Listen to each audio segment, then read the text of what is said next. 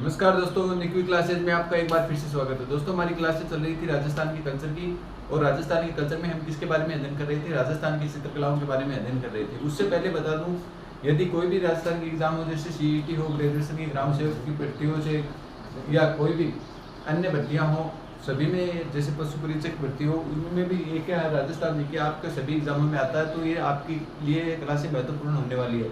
यदि आप चैनल पर नए हो तो चैनल को ज़्यादा से ज़्यादा मित्रों को भी शेयर कर दीजिए, और आप भी इस चैनल को सब्सक्राइब कर लें।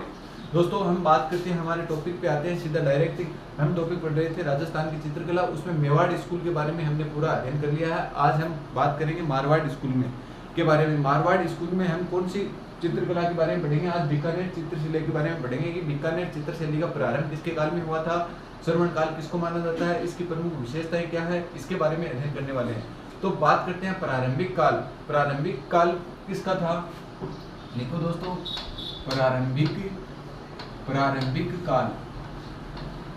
प्रारंभिक काल आपसे पूछ लिया जाए कि प्रारंभिक काल में जो बीकानेर चित्रशैली है उसका प्रारंभ किसके काल से हुआ था, तो आपसे पूछ लिया जाए तो महाराजा राय सिंह के काल से। किसके काल से? महाराजा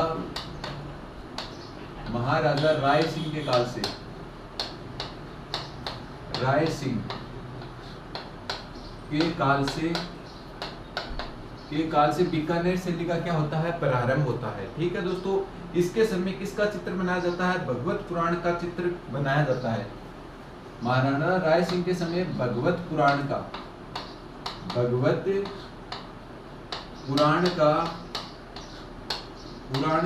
चित्र बनाया जाता है। चित्र बनाया जाता है। तो आपसे पूछ लिया जाए कि महाराजा राय सिंह के काल में किसका चित्र बनाया जाता है, तो भगवत पुराण का चित्र बनाया जाता है। और क्या किया जाता है? बीकानेर चित्रशैली का प्रारंभ किया जाता है। आगे आपसे पूछ लिया जाए कि बीकानेर चित्रशैली का श्रवण काल किसे कहा जाता है। ये कई बार क्वेश्चन पूछा हुआ है। तो इस शैली का सौवर्ण काल आपसे पूछ लिया जाए कि सौवर्ण काल किसे कहा जाता है, तो महाराजा अनूप सिंह के काल को क्या कहा जाता है? इस बीकानेर चित्रशैली का क्या कहा जाता है? श्रवण काल कहा जाता है। तो लिखो दोस्तों, महाराजा अनूप सिंह के काल को, महाराजा अनूप सिंह के काल को, महाराजा अनूप सिंह के काल को क्या कहा जाता है? बीकानेर चित्रशैली का श्रवण काल कहा जाता है। ठीक है दोस्तों, इसमें क्या हुआ था? लाहौर से रुकनुद्दीन व अली राजा का आगमन हुआ था। इसी के समय, लिखो दोस्तों, इसी के समय किसका आगमन हुआ? रुकनुद्दीन और किसका? लाहौर से। इसी के काल में, लिखो दोस्तों, इसी के काल में लाहौर से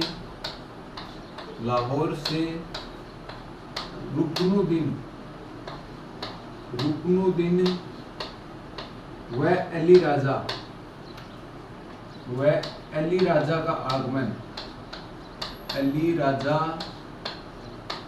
का आगमन, हुआ। आपसे पूछ लिया जाए रुकनुद्दीन व अली राजा का आगमन किसके शासनकाल में हुआ था, तो अनूप सिंह के शासनकाल में। और अनूप सिंह के शासनकाल को क्या माना जाता है? बीकानेर चित्रशैली का श्रवण काल माना जाता है। अब आगे बात करते हैं इसकी विशेषताओं के बारे में। बीकानेर शैली की किसके बारे में? विशेषता के बारे में बात करते हैं कि बीकानेर शैली की क्या क्या विशेषताएं हैं, उनके बारे में चर्चा करते हैं। तो बीकानेर चित्रशैली में जैन, मुगल और कंगड़ा शैली का प्रभाव देखने के लिए मिला है।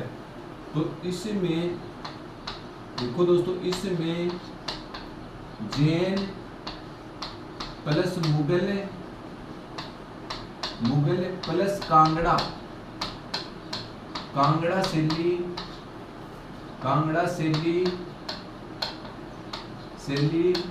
का प्रभाव मिला है। तो इसमें कौन कौन सी शैलियों का प्रभाव मिला आपसे पूछ लिया जाए, तो जैन, मुगल और कांगड़ा जो शैली है, कांगड़ा शैली का प्रभाव देखने के लिए मिला है। कौन सी शैली में? बीकानेर शैली में।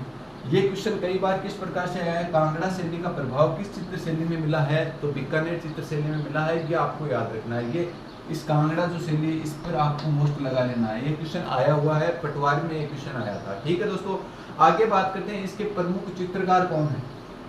प्रमुख चित्रकारों से ज्यादा क्वेश्चन पूछे जाते हैं, तो इसका आपसे पूछ लिया जाए प्रमुख चित्रकार कौन है, कौन सी शैली के प्रमुख चित्रकार। आपसे पूछा जाएगा कि प्रमुख चित्रकार कौन है, कौन सी शैली के, बीकानेर चित्र शैली के। तो रामलाल, अली राजा, हसन, शाह मोहम्मद, चंदूलाल और मुन्ना लाल, ये क्या है इसके प्रमुख चित्रकार है। तो लिखो दोस्तों, रामलाल, अलीराज,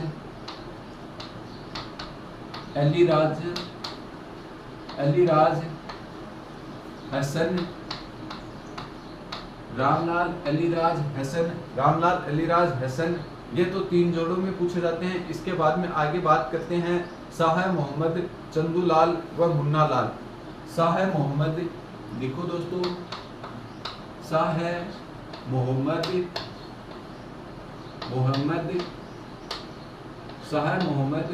इसके बाद में चुन्नी लाल,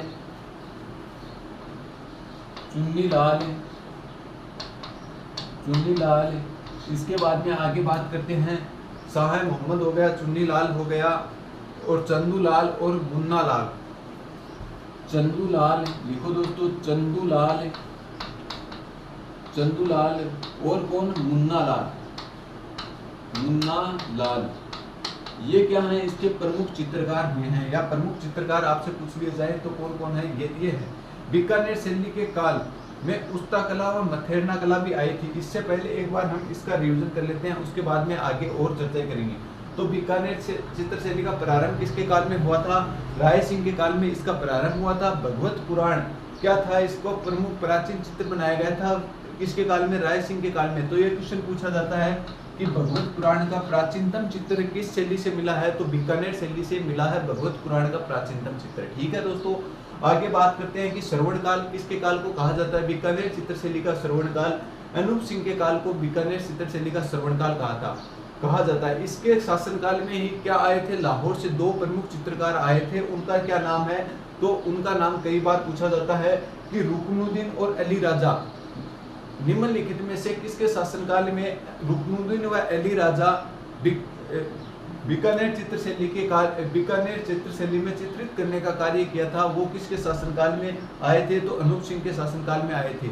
ये क्वेश्चन कई बार पूछा जाता है, तो आपको याद रखना है रुकनुद्दीन और अली राजा किसके शासनकाल में आते हैं, अनूप सिंह के शासनकाल में आते हैं। और अनूप सिंह के शासनकाल को क्या कहा जाता है, बीकानेर चित्र शैली का श्रवण काल कहा जाता है।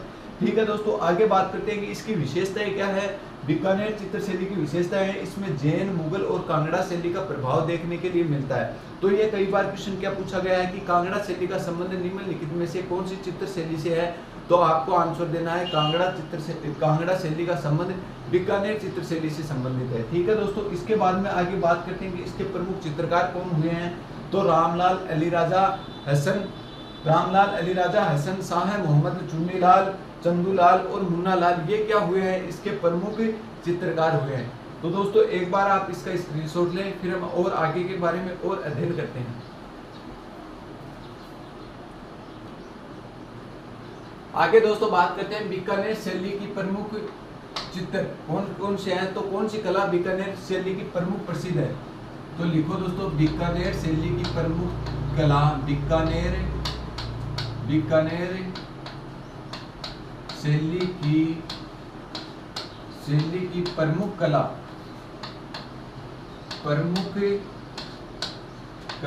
कौन कौन सी कला, 2 प्रमुख कला है, तो कौन कौन सी कला है, एक तो उस्ता कला और एक मथेरना कला।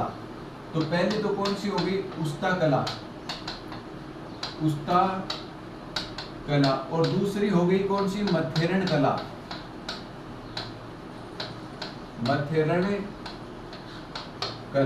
और इसके प्रमुख कलाकार कौन है, निजामुद्दीन उस्ता कला के प्रमुख कलाकार। आपसे पूछ लिया जाए प्रमुख कलाकार, इसके प्रमुख कलाकार हैं निजामुद्दीन उस्ता। कौन है, निजामुद्दीन उस्ता क्या है, उस्ता कला के प्रमुख कलाकार हैं। ठीक है दोस्तों, मथेरना कला भी आपसे कई बार पूछी जाती है, कहाँ की प्रसिद्ध है, तो बीकानेर की ये प्रसिद्ध है। ठीक है दोस्तों, आगे बात करते हैं। बीकानेर शैली के चित्र के नीचे अपने स्वयं तथा पिता का नाम व तिथि अंकित करते हैं। ये नोट लगा के लिख लो, ये क्वेश्चन आया हुआ है, नोट लगा के लिख लो। क्या, तो लिखो दोस्तों, बीकानेर शैली के चित्रकार, लिखो बीकानेर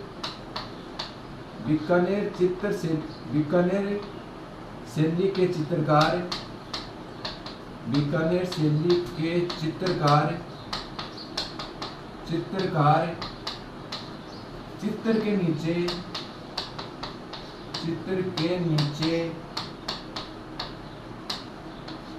चित्र के नीचे किसका नाम, स्वयं व पिता का नाम, चित्र के नीचे स्वयं व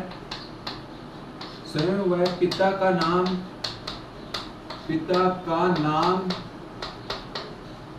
तथा दिनांक अंकित करते थे, अंकित करते थे।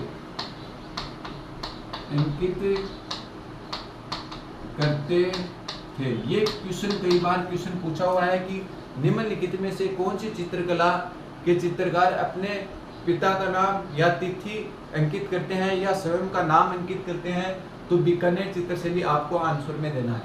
आगे बात करते हैं, बीकानेर चित्रशैली में गीले प्लास्टर का प्रयोग किया जाता था। लिखो दोस्तों, बीकानेर शैली में ऐसे लिख लो, बीकानेर शैली में गीले प्लास्टर का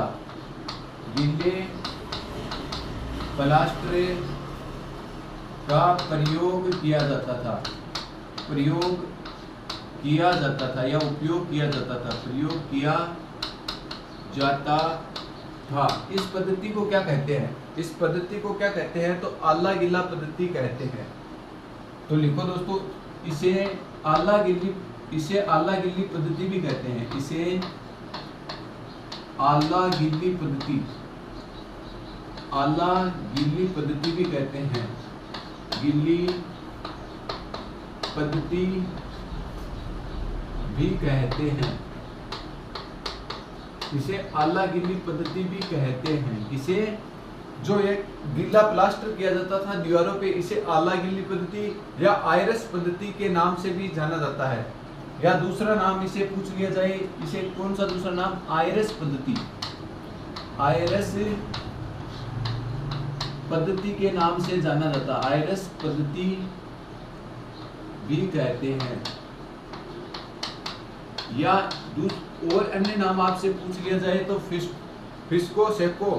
फिस्को पद्धति के नाम से जाना जाता है। ये कहाँ की पद्धति है, या कौन सी, या फिस्को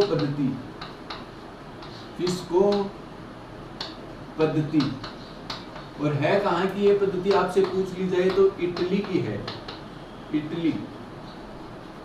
इटली की ये पद्धति है। कौन सी, फिस्को आयरस पद्धति या आला गिल्ली पद्धति कहाँ से है, बीकानेर से। जो दीवारों पे क्या करते थे, लिपाई पुताई करने का काम करते थे, उसे कहते हैं आयरस पद्धति, आला गिल्ला पद्धति या फिस्को पद्धति के नाम से भी जाना जाता है। ठीक है दोस्तों, एक नोट लगा के और क्वेश्चन लिख लेना। कैमल हाइड ट्रेनिंग सेंटर कहाँ स्थित है, आपसे पूछ लिया जाए तो ये कहाँ पे स्थित है, बीकानेर में। लिखो दोस्तों, नोट लगा के एक और,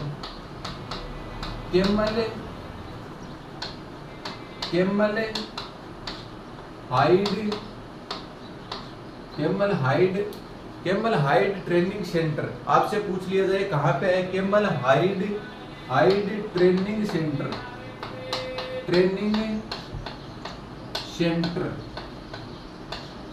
सेंटर आपसे पूछ लिया जाए तो कहाँ पे है, बीकानेर में स्थित है। तो ये थे आपके सामने बीकानेर चित्रशैली के बारे में हमने पूरा अध्ययन कर लिया है। एक बार इसको फिर से देख लेते हैं कि बीकानेर शैली में और हमने क्या पढ़ा है। तो बीकानेर शैली की प्रमुख कला कौन कौन सी है, तो बीकानेर शैली में दो प्रमुख कला है। एक तो कौन सी कला है, उस्ता कला, जो ऊंट के बालों को कतर कर या ऊंट की खाल पे जो चित्र अंकित किए जाते हैं उसे बोला जाता है उस्ता कला। और उस्ता कला के प्रमुख कलाकार आपसे पूछ लिए जाए तो कौन है, हिसामुद्दीन उस्ता क्या है, उस्ता कला के प्रमुख कलाकार हैं। ठीक है दोस्तों, आगे बात करते हैं मथेरना कला। मथेरना कला भी कहाँ की प्रसिद्ध है? बीकानेर की प्रसिद्ध है। इसमें गलीचे बनाने का काम किया जाता है। ठीक है दोस्तों, आगे बात करते हैं कैमल हाइट ट्रेनिंग सेंटर। आपसे पूछ लिया जाए तो कैमल हाइट ट्रेनिंग सेंटर कहाँ स्थित है? तो बीकानेर में स्थित है। ठीक है दोस्तों, इसके बाद में आगे बात करते हैं बीकानेर शैली। बीकानेर शैली के चित्रकार अपने चित्र के नीचे स्वयं का नाम या तिथि अंकित करते हैं या पिता का नाम अंकित करते हैं। तो बीकानेर चित्र शैली जितने भी चित्रकार हुए हैं वो क्या करते हैं? अपने स्वयं का नाम व तिथि अंकित करने का काम करते हैं। ये एकमात्र ऐसी शैली है जिसके चित्रकार क्या करते हैं? चित्रों के ऊपर नाम व तिथि अंकित करने का काम करते हैं। ये कई बार क्वेश्चन पूछा हुआ क्वेश्चन है और बहुत बार आता है क्वेश्चन, तो आपके लिए मोस्ट क्वेश्चन है, इसको याद करना आपके लिए जरूरी है। ठीक है दोस्तों, आगे बात करते हैं बीकानेर शैली में।